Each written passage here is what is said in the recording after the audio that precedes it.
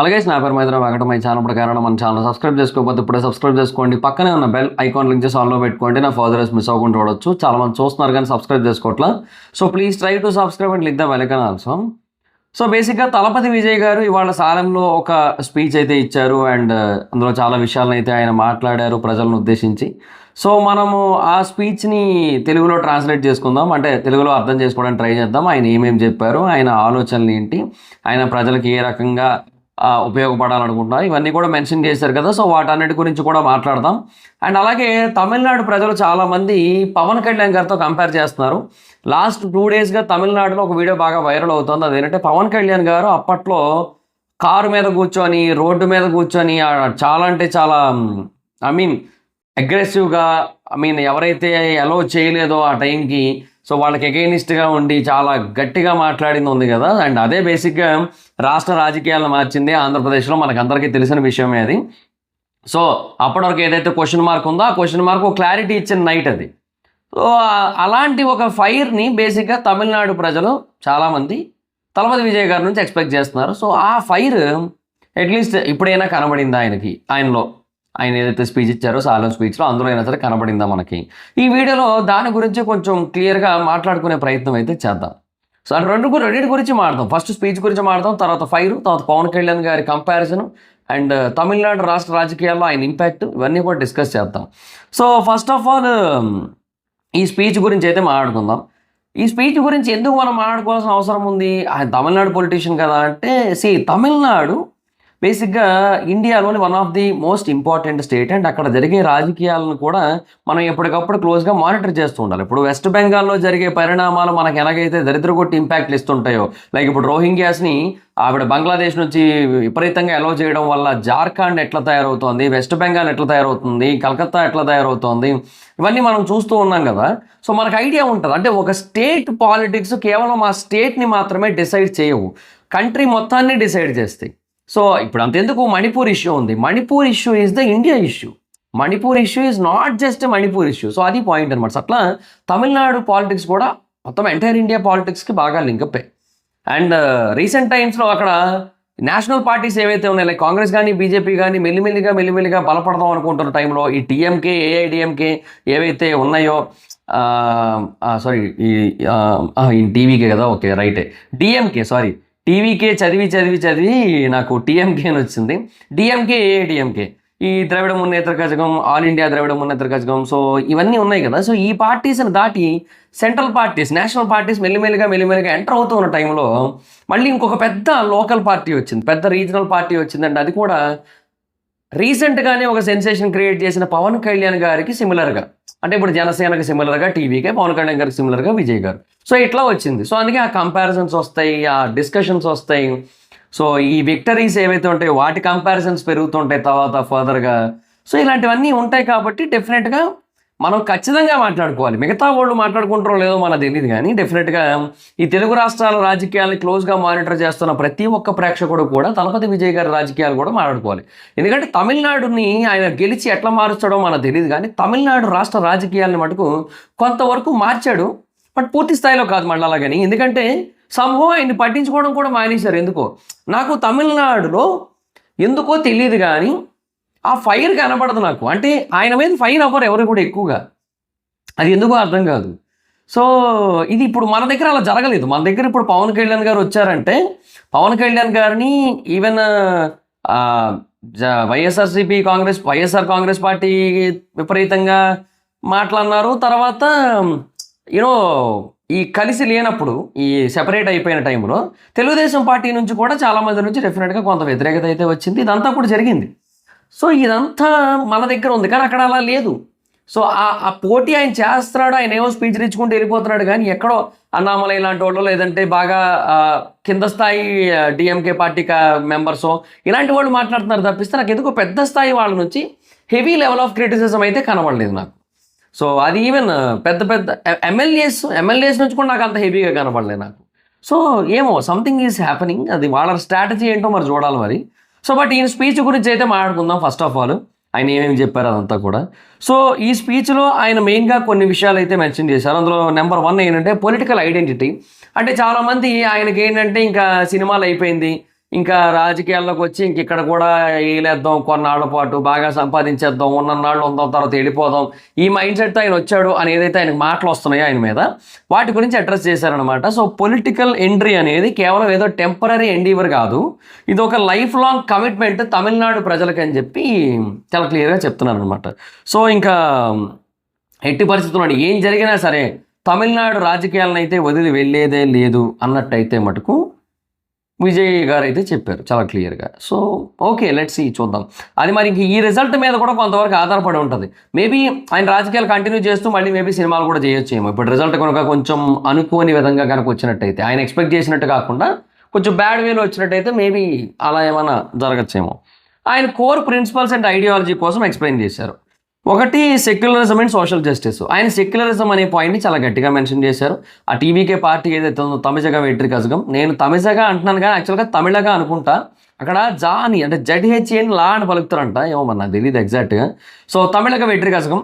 So ఈ Tamilaga Vetri Kazhagam party ఏదైతే ఉందో దాని యొక్క మెయిన్ సిద్ధాంతమే సెక్యులరిజం, దాని యొక్క కోర్ ప్రిన్సిపలే అది. సో ఎవరైతే ప్రజల్ని రిలీజియన్ పరంగా అండ్ కాస్ట్ పరంగా వేరు చేయాలని చూస్తారో, డివైడ్ అండ్ రూల్ పాలసీని అప్లై చేయాలని చూస్తారో వాళ్ళందరికీ కూడా టీవీకే పార్టీ అగెయినిస్ట్గా ఉంటుంది. వాళ్ళందరితోని కూడా ఎట్టి పరిస్థితుల్లో చేతులు కలపదు, వాళ్ళందరికీ కూడా ఎప్పుడు వ్యతిరేకంగా ఉంటుంది అండ్ ప్రజల పక్షాన నిలబడి ఎప్పుడు కూడా పోరాటం కొనసాగిస్తుంది అని అయితే చెబుతూ వచ్చారు.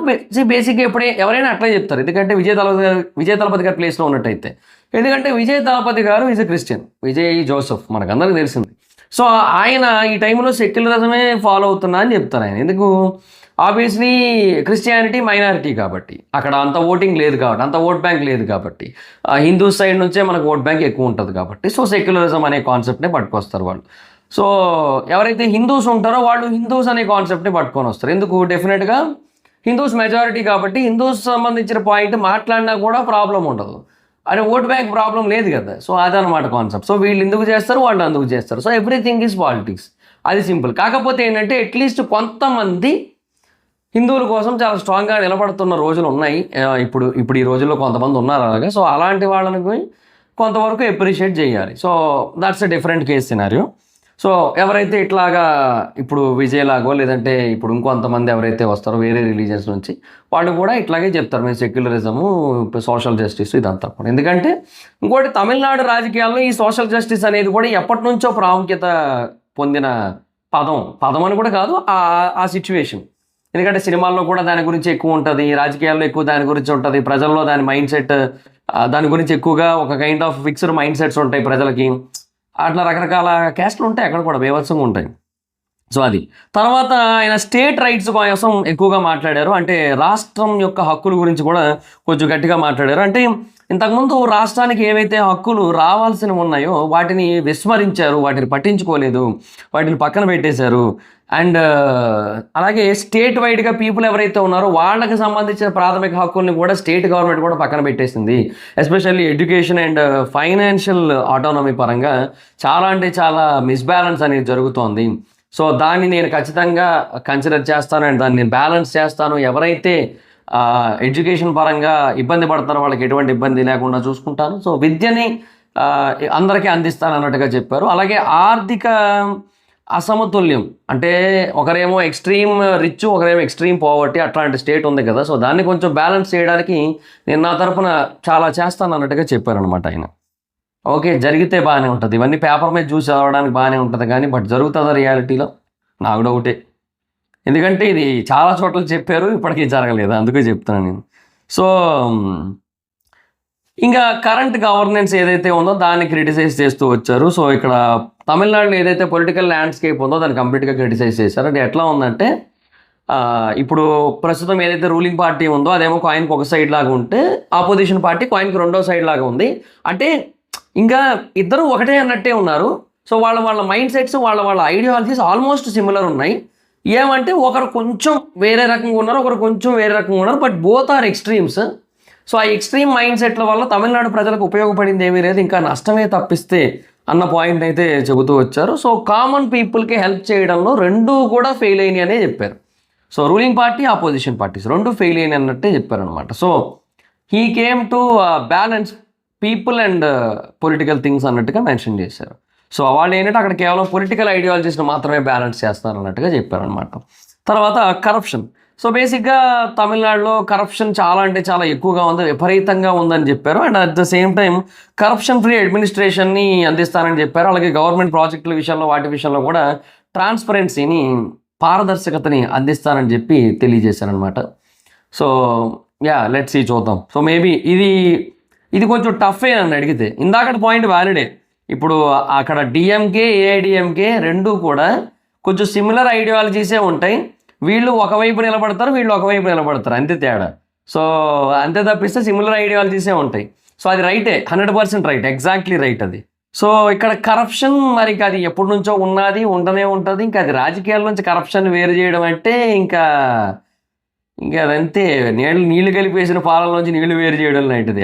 అది అవదమ్మా అన్నట్టే ఉంటుంది సిచ్యువేషన్. బట్ చూడాలి మరికేమో ఈయన ఏం చేస్తారు. సో యూత్కి, ఫార్మర్స్కి కొన్ని ప్రామిసెస్ అయితే చేశారనమాట. ఒకటి ఎంప్లాయ్మెంట్ పరంగా, అంటే జాబ్ క్రియేషన్ పరంగా ఎవరైతే యూత్, యంగర్ జనరేషన్ పీపుల్ ఆస్పిరేషన్స్ని కలిగి ఉన్నారో వాళ్ళందరికీ కూడా ఉద్యోగ అవకాశాలు కల్పిస్తానని చెప్పి చాలా బలంగా చెప్పారు. At the same time agricultural support కూడా ఉంటుంది అన్నట్టుగా మెన్షన్ చేశారు. అంటే అగ్రికల్చరల్ ల్యాండ్స్ని ప్రొటెక్ట్ చేయడానికి గవర్నమెంట్ మేము పనిచేస్తామని చెప్పారు. అలాగే ఎప్పుడైనా తప్పక ఇంకా మన అగ్రికల్చరల్ ల్యాండ్స్ని తీసుకోవాల్సిన పరిస్థితి వచ్చింది అన్నట్టయితే ఇప్పుడు వాటిని తీసుకునేటప్పుడు కొన్ని ప్రైజెస్ ఇస్తారు కదా, సో అది కొంచెం మంచి ప్రైస్ ఉండేలా చూస్తానని ఇవన్నీ కూడా మెన్షన్ చేశారనమాట. సో ఫార్మర్స్కి సపోర్ట్గా ఉంటానని చెప్పారు. సో ఇంకా తర్వాత ఫైనల్గా ఒకటే చెప్పారనమాట, అప్కమింగ్ ఎలక్షన్స్ మీద కొంచెం గట్టిగా ఫోకస్ చేయండి. సో టీవీకే మాత్రమే స్టేట్ ఫ్యూచర్కి ప్రైమరీ ఆల్టర్నేటివ్ అన్న విషయాన్ని గుర్తుపెట్టుకోండి అని చెప్పారు. సో అంతా బాగానే ఉంది. లాస్ట్లో విజయ స్టాలిన్ సారా అని అడిగారు. Why Stalin sir, why Stalin sir, just sir, okay sir, Rolex sir, అలా ఉంది ఇది. ఎందుకు స్టాలిన్ సార్? బేసిక్గా ఇక్కడే తమిళనాడులో కొంతమందికి విజయ దళపతి గారు నచ్చట్లేదు. సో బేసిక్గా పవన్ కళ్యాణ్ గారిది ఒక వీడియో అప్పట్లో బాగా వైరల్ అయింది. అదేంటంటే అది ఒక మిక్స్ ఆఫ్ డిఫరెంట్ వీడియోస్ అనమాట. అందులో ఈ పవన్ కళ్యాణ్ గారి ర్యాలీ వీడియో, పవన్ కళ్యాణ్ గారు రోడ్డు మీద కూర్చున్న వీడియో, కారు మీద కూర్చున్న వీడియో, ఇవన్నీ కూడా వైరల్ అయినాయి. తర్వాత అట్ ద సేమ్ టైమ్ ఆయన ఒక స్పీచ్ ఉంటుంది, బాయ్ జగన్ అని ఒకటి ఉంటుంది. అది సో బాయ్ అని చెప్పి ఒకటి ఎండ్ చేస్తారు అక్కడ. సో ఆ తర్వాత అది అట్లా ఏదో ఇసురుతారు, అదే ఎర్రతోవాలు, అది ఇసిరితే అది ఇట్లా తిప్పి ఇట్లా వేసుకుంటారు, అదొకటి. తర్వాత ఇట్లా కత్తిని పట్టుకున్నవి, ఈ ఫ్రేమ్స్ అన్నీ కలిపి ఒక వీడియో ఉంది అప్పట్లో బాగా వైరల్ అయింది, అది నేషనల్ వైడ్గా వైరల్ అయింది. ఈవెన్ ఆయన గెలిచిన తర్వాత అది. సో అప్పట్లో ఎలా అంటే ఇంకా పీపుల్ ఇది చూడు, సినిమాల్లోనే కాదు రియల్ లైఫ్లో కూడా ఆ elevations, goose bumps, peak scenes అవన్నీ వచ్చినాయి అని చెప్పి ఆ రీల్ కింద మొత్తం national audience, Hindi audience response వచ్చింది. సో అది తమిళనాడు వరకు కూడా రీచ్ అయ్యింది యాక్చువల్గా. సో వాళ్ళకి ఏంటంటే ఇప్పుడు బాయ్ జగన్ గారు అనలేదు కదా ఆయన అక్కడ, బాయ్ జగన్ అని చెప్పి అదొక కైండ్ ఆఫ్ సెటైరికల్ నోట్లో ఆయన మాట్లాడారు ఆ టైంలో, బాయ్ అని చెప్పి. సో అది పవన్ కళ్యాణ్ గారి మాడ్యులేషన్, ఆయనకే వస్తుంది, మనకు రాదు. అది మనం ఎగ్జాక్ట్గా చెప్పాలనుకున్నా కూడా అవ్వని పంచాయితీ అది. సో ఈ బాయ్ అనే వెర్షన్ ఏదైతే ఉందో దాన్నే వాళ్ళు ఎగ్జాంపుల్గా తీసుకోండి. ఇప్పుడు కూడా అదే చేస్తున్నారు. వై స్టాలిన్ సార్, ఎందుకు సార్ అని వచ్చింది, అది ఎందుకు, అది అట్లా అంత రెస్పెక్ట్ ఎందుకు? ఇప్పుడు నీకు అతని సిద్ధాంతాలు నచ్చవు, అతని రాజకీయం నచ్చదు, అతని పార్టీ నచ్చదు, అతని రూలింగ్ నచ్చదు, అతని గవర్నెన్స్ నచ్చదు, ఏది నచ్చదు, అండ్ నువ్వు మటుకు అతనికి ఎందుకు ఇంత ప్రియారిటీ, ఇంత రెస్పెక్ట్, ఇంత డిగ్నిటీతో కూడుకున్న మాటలు ఇవన్నీ అని చెప్పి ఉంటున్నాయి అనమాట. అంటే at least you don't need to scold him, తిట్టాల్సిన అవసరం లేదు. అట్లా అని చెప్పి మర్యాద ఎందుకు, call with his name, sir అని పిలిస్తే అయిపోయిందే కదా అనేది అక్కడ చాలామంది పాయింట్ అనమాట. సో బట్ ఆయనలో ఆ ఫైర్ అయితే మిస్ అవుతోంది. సో పవన్ కళ్యాణ్ గారిలో ఏదైతే ఫైర్ మనం అప్పుడు చూసామో అది వాళ్ళు బేసిక్గా ఎక్స్పెక్ట్ చేస్తున్నారు ఇప్పుడైతే మాత్రం ఈయన సైడ్ నుంచి. బట్ ఆయన సైడ్ నుంచి ఆ ఫైర్ అయితే రావట్లేదు. ఈవెన్ ఈ సాలన్ స్పీచ్లో కూడా అది రాలేదు, ఇక మీదట కూడా వస్తుందని నేను అనుకోవట్లేదు. ఎందుకంటే ఆయన ఇప్పుడున్న సిచ్యువేషన్ కనుక ఆయన అంత ఫైర్ అయితే కొంచెం కష్టమే నన్ను అడిగితే. ఎందుకంటే జననాయకన్ రిలీజ్కి దగ్గరలో ఉంది, అంటే అది స్టాలిన్ సంబంధం లేదు, నేను స్టాలిన్ ఏం చేయలేడు, సో ప్రాబ్లం లేదు. బట్ అయినా సరే ఎందుకు ఆయన జననాయకన్ని దృష్టిలో పెట్టుకొని మాట్లాడుతున్నాడు అనిపిస్తోంది నాకు. సో దానికి మరీ టూ మచ్ ఇబ్బంది కాకుండా, టూ మచ్ ప్రాబ్లమ్స్ క్రియేట్ అవ్వకుండా కేవీఎన్ ప్రొడక్షన్స్కి ఏంటంటే వాళ్ళకి జననాయకన్ రిలీజ్ అయితేనే డబ్బులు వస్తాయి, జననాయకన్ రిలీజ్ కాకపోతే డబ్బులు రావు.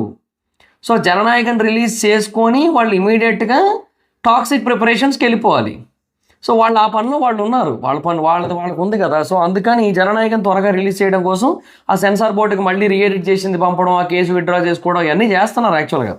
సో ఇవన్నీ ఉన్న టైంలో మరి ఇంకా ఈ స్పీచ్ల వల్ల వాటి వల్ల ఇబ్బంది కాకూడదని చెప్పి కొంచెం జాగ్రత్తగా ఆచితూచి మాట్లాడుతున్నారేమో. రెండోది ఏంటంటే ఎట్లా అయినా సరే ఆయనకి ఓట్లు పడతాయి అనే ఫీలింగ్ ఉందేమో, అది కూడా అయి ఉండొచ్చు. ఎందుకంటే ఆయన ఫైరే అవ్వాల్సిన పని ఏముంది, ఆయన జస్ట్ కనబడితే చాలు కదా, అరుపులు కేకలు మామూలుగా ఉండట్లేదు కదా. సో వై, ఎందుకు అవసరం ఏముంది అనే ఫీల్డ్లో ఉన్నారేమో, తెలియట్లేదు. కానీ ఒక ప్రాబ్లం అయితే ఉంది, గ్రౌండ్ లెవెల్లో ఇదంతా కూడా వర్కౌట్ అవుతుందా, గ్రౌండ్ లెవెల్లో ఇదంతా పాసిబులా? మనం అనుకుంటున్నాం అంతా బాగానే ఉంది, అంటే ఇది పీపుల్ వచ్చేస్తున్నారు వేలల్లో, వందల్లో, లక్షల్లో వచ్చేస్తున్నారు, బాగానే ఉంది, వందల్లో కాదు వేలల్లో లక్షల్లో వచ్చేస్తున్నారు, అంతా బాగానే ఉంది. But is that possible? అంటే ఇది అదంతా ఓటింగ్ కింద కన్వర్ట్ అవుతుందా, ఈ జననాయకన్ ఇష్యూ తర్వాత అయినా కంటిన్యూ అవుతుందా, అది నాకు ఎందుకు అది ఎగ్జాక్ట్గా తెలియట్లేదు, కనబడట్లేదు నాకైతే మాత్రం ప్రస్తుతానికి. సో ఐఎమ్ అస్యూమింగ్ తమిళనాడులో బేసిక్గా కొంచెం పెద్ద నెంబరే ఉంటుంది. సో నా ఎస్టిమేషన్ ప్రకారం అయితే ఇన్ కేస్ అన్నీ అనుకున్నట్టుగా కనుక బాగా జరిగినట్టయితే మేబీ ఆయన ఒక 50 సీట్స్ వరకు సెక్యూర్ చేయొచ్చేమో. సో ఎవరు గెలవాలి అనేది ఆయన నిర్ణయించే పవర్ని పొందుతారేమో అనిపిస్తోంది నాకు. సో బట్ డిపెండ్స్, అది 50 కూడా నాట్ షూర్, అది కూడా మ్యాక్స్ నెంబర్ అని కూడా చెప్పలేం, మినిమం నెంబర్ అని చెప్పలేం, ఏమీ చెప్పలేం, అదొక రఫ్ నెంబర్ అంతే. సో అది కూడా గ్యారంటీ లేదు, ఏమో చెప్పలేము. ఆ టైంకి ఆయన మేబీ ఒక 5, 10 గెలవచ్చు, లేదంటే ఇంకా తక్కువ గెలవచ్చు, 1, 2 గెలవచ్చు, ఆయన మాత్రమే గెలవచ్చు, ఇంకేమీ గెలవకపోవచ్చు, ఏదైనా జరగచ్చు. బట్ డెఫినెట్గా ఎంతో కొంత ఇంపాక్ట్ అయితే ఉంటుంది అనేది నా version. But yeah, we have to wait and watch అంతే మరిక. సో చూద్దాం. సో మీ ఒపీనియన్ ఏంటి, ఆయన తమిళనాడులో ఎంతవరకు ప్రభావం చూపిస్తాడు, ఎంతవరకు గెలుస్తాడు అనుకుంటున్నారు, కింద కామెంట్ సెక్షన్లో చెప్పండి. ఈ వీడియో మీకు నచ్చితే ఖచ్చితంగా లైక్ చేసి, ఇక్కడ వరకు చూసారంటే ఖచ్చితంగా మీకు వీడియో నచ్చే ఉంటుంది, లైక్ చేయండి. చేసి ఆ తర్వాత హైప్ పాయింట్స్ ఉంటాయి, లైక్ కొట్టిన తర్వాత కింద హైప్ అని వస్తుంది ఆప్షన్, ఆ హైప్ పాయింట్స్ ఇవ్వండి. సో మీ దగ్గర ఎన్ని పాయింట్లు ఉంటే అన్నీ ఇచ్చేయడానికి ట్రై చేయండి, కొన్ని ఉంచుకుంటాను, వేరే వీటికంటే ఉంచండి మీ ఇష్టం, బట్ వీళ్ళైతే ఇచ్చేయడానికి ట్రై చేయండి.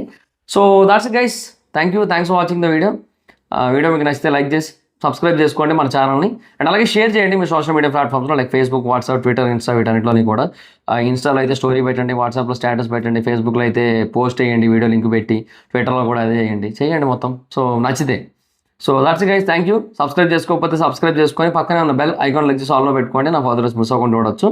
చాలా చూస్తాను కానీ సబ్స్క్రైబ్ చేసుకోవట్లేదు, అందుకే అడుగుతున్నా. సో సబ్స్క్రైబ్ చేసుకోండి, బెల్ ఐకాన్ నొక్కండి. నా ఇన్స్టాగ్రామ్ ఐడి ఎవరు మాత్రం అక్కడ వచ్చి ఫాలో అవ్వచ్చు. Thank you so much. Next video, by by.